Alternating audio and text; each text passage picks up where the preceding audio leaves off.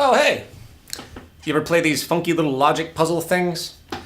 You might discover them when bored silly at the airport. Nothing mysterious, they give you a set of system rules which discipline you towards achieving a certain goal. Yes, perhaps not the most exciting thing in entertainment today. I don't know. Maybe there's something more to this whole logic and reason deal than just killing time while in transit. Of course, we all naturally assume that we're being well-reasoned in our decision-making, right? In fact, it could be argued that to some degree, such associative causal logic is inherently inescapable, effectively wired into our brains with respect to how we interpret and link our experiences. Yet, it's that very issue of degree that appears to be where the problems arise. As all too often, the foundational premises upon which we frame our conclusions are indeed utterly faulty, or without proper evidence to be considered factual to begin with. Needless to say, being logical within a cognitive framework of the illogical only takes you so far. And today, if you dig deep into the origins and basis of perpetuation of our most cherished institutions, from religion to politics to economics to the social order itself, you might discover something called faith rather than reason. And faith, by definition, is not a premise of logic.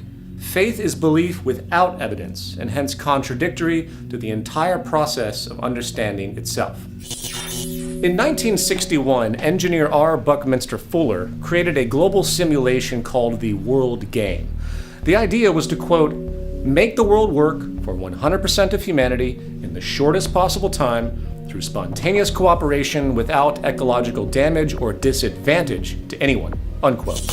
It's a pretty simple and rational thought exercise, a logic puzzle, if you will, on the most grand scale, which, even in basic gesture, actually stands in stark contrast with the organizational frame of reference our established society currently operates within. In truth, all this train of thought suggests is to take a broad design perspective to the Earth and human society, using what we now know regarding scientific causality, as opposed to the wheeling and dealing, inherently elitist market anarchy, which moves the world by arguably a rigid, superstitious faith that the invisible hand of the market knows all and sees all.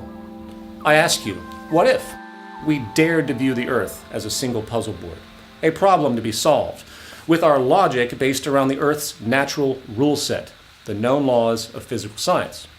What if our goal was to maximize our economic efficiency, to design out poverty, to design out national war, to work structurally to create a clean energy abundance, and hence to work to facilitate a material success for the whole of humanity, in harmony with nature itself?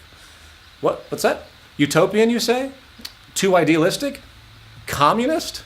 Well, I don't know about you, but when I stumble around this planet we call home, a system condition that demands one thing to ensure the prosperity of the human family, adaptation, I'm at once impressed at our tremendous accomplishments as a species, and at once horrified at the ignorant failures, mostly resulting from a refusal to see the Earth as one system design and humanity as one family bound within. So as this season finale of Culture in Decline will argue, humanity is being faced with a choice, a fork in the road. And it is my personal conviction that the broad social decisions made this generation might very well be what makes or breaks our species in the long run. And perhaps, by the end of this episode, you, like me, will feel the need to think about which path we should choose. A culture in ascent or a culture in decline?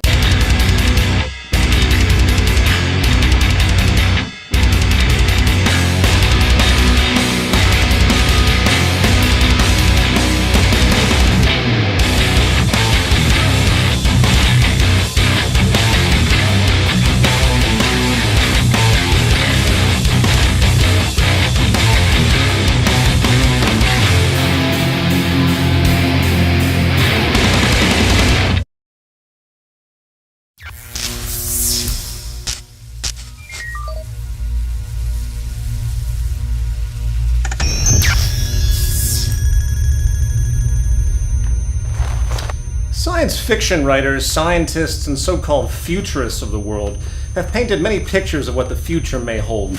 Some are modest, positive, or even utopian. Some are dystopian, dark, and oppressive. As far as the probable truth, the best we can do is measure the trends and average out the projections, with perhaps, of course, the most relevant trend being the influence of science and technology. Of course, technological progress has its culture lag, right?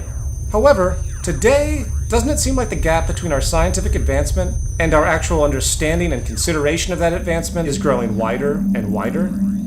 Doesn't it seem a little bit obvious that technological capacity is exceeding social maturity?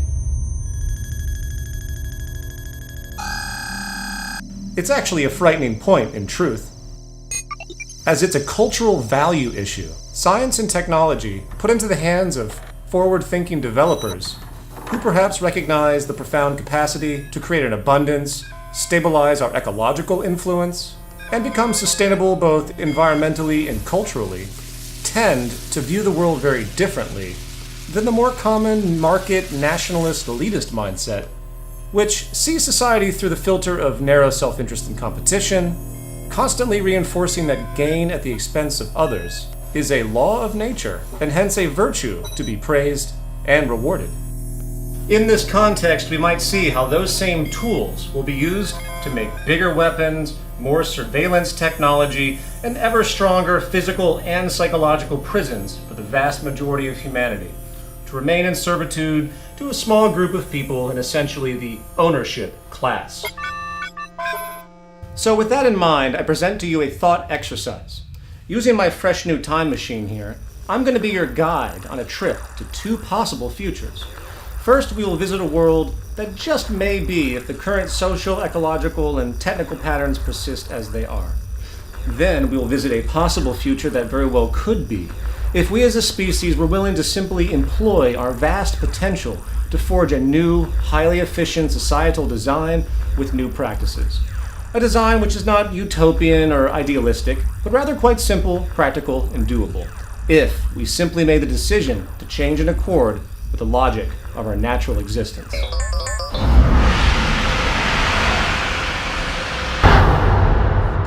Let's culture in the points.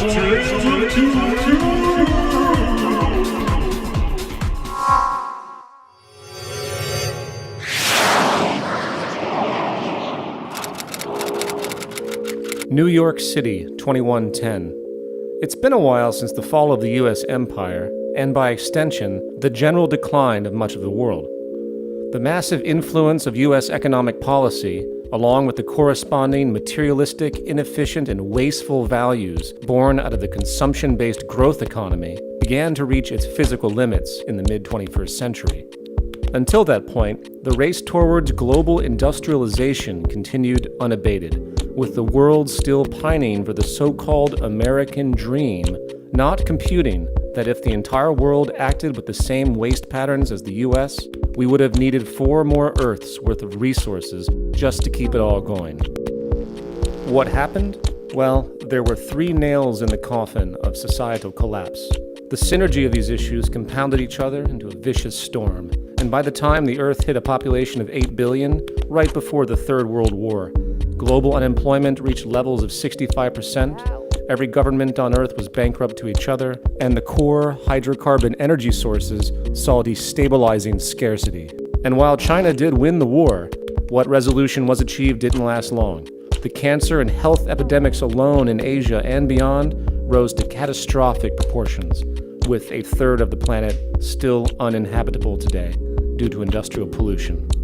Today, the global population has fallen by 40% due to scarcity and disease. As far as the energy crisis, the early 21st century made tremendous progress in understanding renewable, sustainable energy systems. We were learning on paper how to stop our use of inherently scarce, polluting energy stores in the earth, realizing the almost unlimited abundance of our regenerative universe, and energy income that could provide for everyone many times over if we only moved fast enough to create the proper infrastructure. Unfortunately, such a transition attempt was met with great resistance by financial interests. You see, there was this thing called the free market, which was far from free, in truth. It was a war and elitist protection system, and the bigger and more profitable an industry became, the less financial incentive existed to alter it. Money was the goal of this game, not sustainability or efficiency. And the fact was, we needed to move fast, utilizing the remaining hydrocarbon resources to create new sustainable energy infrastructure. It was a race against global population increases and hence needs. And sadly, we failed. Passing the point of no return, as once the true scarcity of our hydrocarbon resources became understood, social destabilization and panic rapidly commenced to further barricade. And what little progress did take place was rapidly destroyed thereafter by the water and energy wars. At the same time, the world faced the largest unemployment rates in history. Long considered a Luddite myth, the exponential increase in machine automation in the 21st century created a powerful acceleration of industrial productivity at ever cheaper rates, displacing workers more rapidly than technology could actually create new jobs. Forward thinkers saw a great shift in the architecture of society. Perhaps the ancient idea of earning a living could be replaced with living a life. We could see the new capacity to create an abundance to meet the needs of every human being on Earth, 8 billion and beyond. But sadly, this prospect met the same fate as our energy ambitions. The corporations, locked into a manner of thought which viewed mechanization as not a means for abundance, but rather a means to save even more money in the process of production, set up a violent clash. Not only a clash between workers and owners, but, ironically, a clash of system functions. For capitalism was faced with its most grand contradiction, where suddenly labor could exist with increasingly less human involvement, and hence the constant pursuit of cost efficiency for profit inevitably meant that less money would be put into circulation through wages, and so the system ran itself down into an ever-weakening slump. Noticing this, the cry of some was to stop mechanization, knowing the economy literally needed jobs by design. Others performed activism to try and convince the world that it was time to adapt, to simply give humanity what it needed, to bypass the market. Why should we invent more jobs to waste human life just to keep this system going? Yet, of course, they were bashed in the media, dismissed as socialist upstarts and freedom-hating communists, trying to corrupt the supposed liberty of what was nothing more than a religion, the all-seeing market.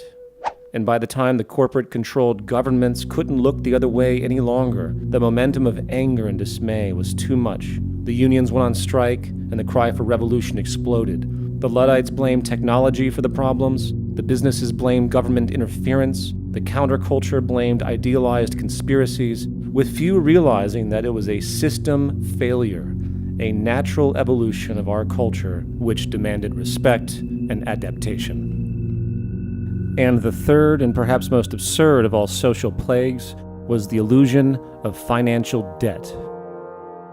It's an interesting historical note that for some reason, the mafia-style, organized crime mode of the market was never really accepted as a legitimate consequence, when it was, in fact, a ruling ethos inherent in the competitive, scarcity-driven nature of the system.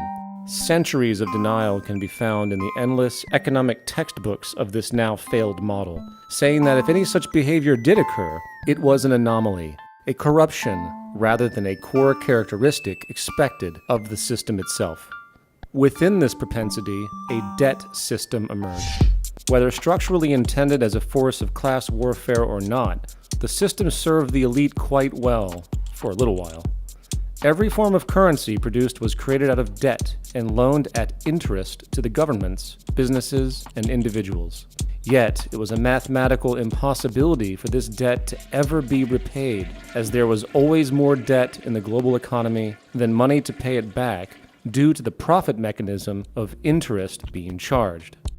And while this allowed for a surplus of cheap labor that further divided the classes, moving from 1% owning 40% of the planet's wealth in the early 21st century to now 1% owning 70%, the viral nature of the mechanism got the best of everyone in the end. To expand the delusion, global banking institutions were then installed, to loan money made out of debt, again, to the now bankrupt countries, only to watch these world banks fail over time as well.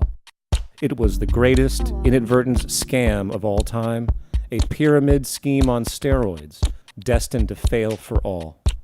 And by the time of World War III, all the countries had defaulted to each other, and the global banking system collapsed. Of course, during these trials, the illusion of so-called democracy still persisted. Equally as religious and mythological in its understanding as the so-called free market, everyone turned to their representative government, a mafia constituency to be sure, intimately in bed with the corporate financial interests, which, by virtue of the ruling ethic of social and class warfare and competition, had little structural incentive to care about the vast majority of the world. And so it went. Not too pretty, huh? Well, while this future may be a little extreme in its presentation, keep in mind this is what the trends suggest. However, I think it's time we take a positive view of the future, one that's actually quite possible if we were intelligent enough to adjust accordingly.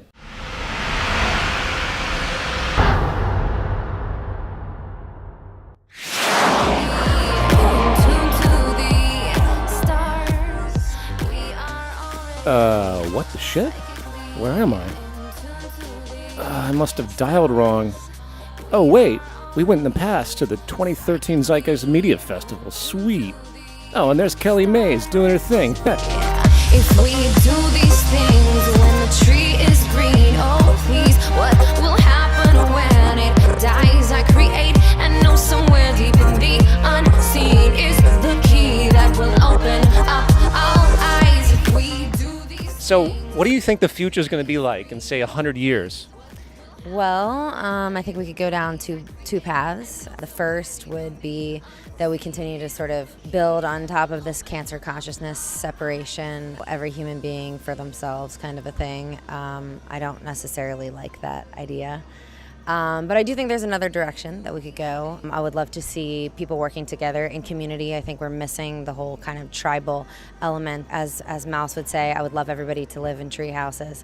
I mean, I really believe that we have the technology to deal with every imaginable problem on the earth. We have plants that can bioremediate, like sunflowers, for example. We have everything that's available to us to fix all of these problems, to create incredible abundance, to not have to deal with this ridiculously corrupt monetary system.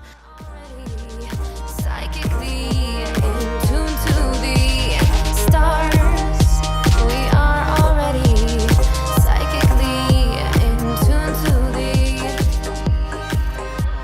Ah, man, I hate to leave this sweet-ass festival. It really is amazing how the arts contribute to social development. And yes, life really should be a celebration, not a trial. But okay, let's get back to work. Los Angeles, 2110. What was once a sea of congested traffic and agitating urban sprawl in the early 21st century has been transformed into a model of efficiency and safety. The 9-to-5 workday tradition, which forced most of society to cram into gridlocked highways en route to a kind of covert slavery, is a distant memory of a new, highly advanced technological society. Contribution to society is no longer based on the narrow, selfish pursuit of personal gain. Money lost its use long ago as the foundational premise of its existence was outgrown. The culture finally realized that a basic, technical system of collaboration, sharing resources and ideas, would enable a highly abundant, sustainable, and stable world, unlike anything the market ethic of scarcity, competition, and class warfare could fathom. It was called the Great Transition, where the benefit of taking an Earth-wide system perspective, coupled with the application of basic physical and social science, set in motion a train of thought that transcended most everything we had considered normal in the early 21st century. And while it is far from perfect, the basic design to take care of everyone worked, while still structurally respecting the natural environment, unleashing a kind of human freedom and capacity for development never before seen. To understand how this new world emerged, we need to start by recognizing a trend which became apparent in the early 20th century. With humanity having spent the vast majority of existence under the veil of superstition, impending scarcity, and general elitism, The idea of not having enough to go around and the perpetuation of haves and have-nots appeared to be simply an immutable law of nature. War after war, genocide after genocide, it intuitively appeared that this was simply the way the human condition was to be. However, with the development of science and the notion of something called technical efficiency, a pattern began to emerge which set the stage for likely the most radical change in human societal operation in history. It was called ephemeralization, the ability to do more and more with less and less. As paradoxical as it may seem, our advancement in understanding how to use our planetary resources, in conjunction with the emerging laws of natural science, set in motion a pattern of conservation and efficiency where, over time, less and less materials, labor, and energy were needed to produce and execute more and more life-supporting processes. For example, the first computer built in the 1940s covered 1,800 square feet of floor space, weighed 30 tons, and consumed 160 kilowatts of electric power. Today, an inexpensive pocket-sized cell phone computes substantially faster, running on virtually nothing in comparison. Communication, which used to require enormous amounts of arduous copper wire to facilitate phone calls, has been replaced by lightweight satellites. Physical home construction, which took massive amounts of resources and labor, eventually evolved into using lightweight, prefabricated structures which could be assembled by automation using a fraction of the materials and labor as before, and yet were substantially stronger and durable. Even the core foundation of nutrition, agriculture, which since the start of the Neolithic period was bound to certain regions for certain climates and land propensities, saw a revolution in versatility, where soilless farming systems could provide organic food locally without pesticides, using less fertilization and with little energy wasted on transport. The very idea of globalization was a distant memory, along with the vast waste it created. In effect, no industry or sub-industry was amiss with this trend. Even labor itself, with the application of automation finally applied as the target means for production, exploded efficiency and capacity, with less and less human toil necessary over time. By the mid-21st century, even the idea of mass good production was also no more, as advancements in modular robotics and nanotechnology allowed for good production to exist on-site, on demand, in a kind of variety never before seen in capitalism. The idea of producing goods in mass and storing inventory was no more. In fact, most homes now had production rooms, which printed the basic clothes, household tools, and general needs right there on site. And on the efficiency grew, bringing the world into a condition of post-scarcity abundance, where, within the educational framework of natural law, respecting that there are indeed limits to growth and consumption, a new human values system emerged which gloried in its capacity to increase efficiency and maintain ecological balance and sustainability. Not only physical sustainability per se, but cultural sustainability. Taking care of everyone was not a poetic consequence. It was a core focus to create a form of earthly harmony unknown before. Of course, none of these transitions came easily. The market economy and those who profited most dogmatically tried to stop this advancement as the elitism they held dear was drawn into question. It took decades of activism and showing the world, including those of great power and wealth, that life could be much better for them as well, along with everyone else, and that the market system simply was incompatible with this new mode of optimized efficiency, an efficiency desperately needed to not only progress society, but save it. Oh, shit, I gotta get back. It's almost time for my favorite TV show.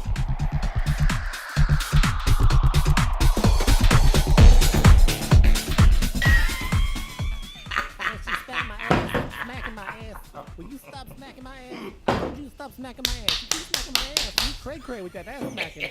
Stop the ass smack, cray-cray smack ass. Bitch! We now return to Free Market Fun Sack. Welcome back to Free Market Fun Sack, the game that tests your understanding of the global economy and reminds us that true freedom is our ability to restrict the freedom of others. We're now in our final action round with the remaining categories. Those wacky Austrians, What Mafia, fuck you and your college dream, and gimme, gimme, gimme, mine, mine, mine. Tammy, it's your turn. Sam, I'll take fuck you and your college dream for 300, please. Currently, in the United States, which form of indirect slavery is most actively saving the ownership class by generating legions of young, desperate laborers? Tim? Sam, that would be dead slavery. That's correct, Tim. In fact, there's now about $1.2 trillion in student debt alone, an excellent career motivator to be sure. Tim, you're up. I'll take what mafia for 400, please? Which free market-induced cartel currently maintains the most oppressive power over life-improving public health policies? Tammy? The Federal Reserve. Close, but no. Fred? The Food and Drug Administration. There we go. That's right, folks. We do have cures for cancer. Too bad it would interfere with the bottom line of the existing medical mafia. Fred? Yeah, Sam, I'll take gimme, gimme, gimme, mine, mine, mine for 600. Which continent has been most capitalized upon for its natural resources and cost-efficient labor since the start of the British Empire? Fred? Asia? Very close, but no. Tammy? South America. Even closer, but no bueno. Tim? Africa. You got it. Oil, minerals, spices, land, and even people have been taken by the West and put to good economic work for hundreds of years. Economic efficiency at its best. That buzzer means we're out of time. Fred, you're our new winner. Tammy and Tim, please enter your designated free market fund sacks, as your fates have been set to help contribute to the emerging market economies of the third world. Ed? That's right, Sam. Tammy is off to luscious Thailand to be a sex slave in one of the most promising markets of the region, human trafficking. While Tim is off to Southeast Asia to work for 18 hours a day for 10 cents an hour, making expensive sneakers for American school children. Thank you all for joining us. Now a word from our sponsor.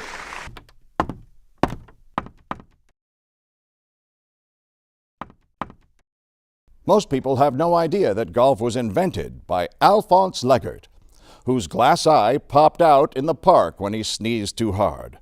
Because of his broken leg, he had to putt the eye all the way home before his wife retrieved it for him. But by then, he knew he had a new sport and a dream. It's all true. Know why? Because you heard it from some guy in a tie. Final thoughts. I've spent the beginning of my focus in activism by doing what most everyone else was doing, blaming other people and institutions. Don't like the war? Let's blame the president, Congress, or political lobbyists. Don't like ecological disregard? Let's blame this or that corrupt corporation or some regulatory body for poor performance. Don't like being poor and socially immobile? Let's blame government coercion and interference in this free market utopia everyone keeps talking about. The sobering truth of the matter is that the only thing to blame is the dynamic, causal unfolding of system expression itself on the cultural level. In other words, none of us create or do anything in isolation. It's impossible. We are system-bound both physically and psychologically, a continuum. Therefore, our view of causality with respect to societal change can only be truly productive if we seek and source the most relevant sociological influences we can and begin to alter those effects from the root causes. And I don't know about you, but I am so sick of listening to 95% of the world's media, social critics, political parties, economic philosophers, so-called scientists, and yes, activist communities, as they continue wasting time and energy trying to patch a sinking ship that never had structural integrity to begin with. It isn't to say that we don't need such patches, okay? Because we are truly hemorrhaging from our wounds. But the level of embarrassment now upon us with respect to the hamster wheel of pointless acts must truly make for one hell of a reality show for the possible aliens watching our rather idiotic planet orbit into oblivion. The late great George Carlin once said, "When you are born on this planet, you are given a ticket to the freak show. And if you're born in America, you are given a front row seat." It may be true that behind every cynic there is a failed idealist, but in a world where no good deed goes unpunished, it is easy to see how the most sensitive of the human condition can't help but suffer a kind of trauma of the spirit, where the childlike goodwill, curiosity, and rational development is stomped, suppressed, and destroyed by a stubborn traditionalism forged by the supposed virtue of arrogant elitism. And yes, if you haven't figured it out, at the root of this series is not a light satirical view of modern life. It is a deeply frustrated and agitated expression that furthers in part my personal cathartic attempt to ward off the condition of simply not giving a shit anymore. And my hope is that those of you out there who can identify with this plight will begin to understand the seriousness of this societal struggle and work to help redeem this epidemic of intellectual belligerence known as the zeitgeist we endure. With that, I would like to thank all of you who have supported this show thus far, and perhaps we all may emerge to see a common human end in time, realizing that everything is you and you are everything. A spiritual responsibility of sorts, if you will, perhaps finally lifting us out of the dark age we wallow in today. My name is Peter Joseph, and perhaps you, like me, will no longer perceive yourself as a victim of a culture in decline, but rather as an agent of evolution, an agent of a culture in ascent.